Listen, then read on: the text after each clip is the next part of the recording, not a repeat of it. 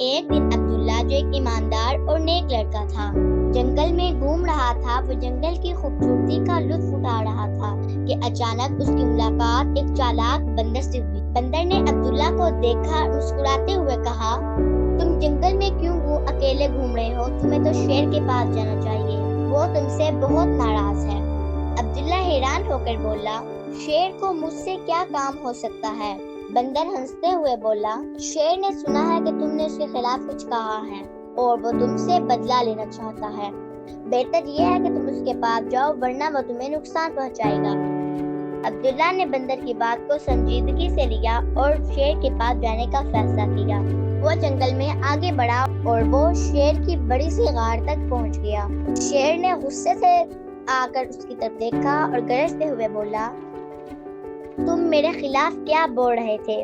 عبداللہ نے سکون سے جواب دیا، مہاراج، میں نے کبھی آپ کے خلاف کچھ نہیں کہا۔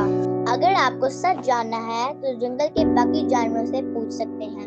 شیر نے غصے سے جانوروں کی طرف دیکھا اور پوچھا، کیا تم نے کبھی عبداللہ کو میرے خلاف کچھ کہتے سنا ہے؟ سب جانور ایک ساتھ بولے، نہیں، ہم نے کبھی بھی عبداللہ سے ایسا کچھ نہیں سنا، وہ ہمیشہ سچ بولتا ہے۔ یہ سن کر شیر کو سمجھ میں آ گیا کہ بندر نے جھوٹ بولا تھا۔ شیر نے غصے سے بندر کی طرف دیکھا اور کہا، تم نے جھوٹ بولا اور اب اس کا انجام بھگتنا پڑے گا۔ بندر ڈرتے ہوئے آگے آیا اور معافی مانگنے لگا۔ عبداللہ نے شیر سے کہا، مہاراج، معاف کرنا اچھی بات ہے۔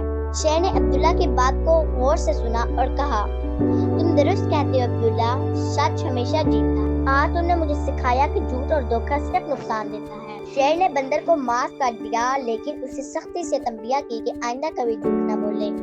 عبداللہ نے شیر اور بندر کو سمجھایا کہ سچائی اور ایمانداری سب سے اہم چیز ہے۔ سب جانور خوشی سے جھوم اٹھے اور عبداللہ کی ایمانداری کی تعریف کی۔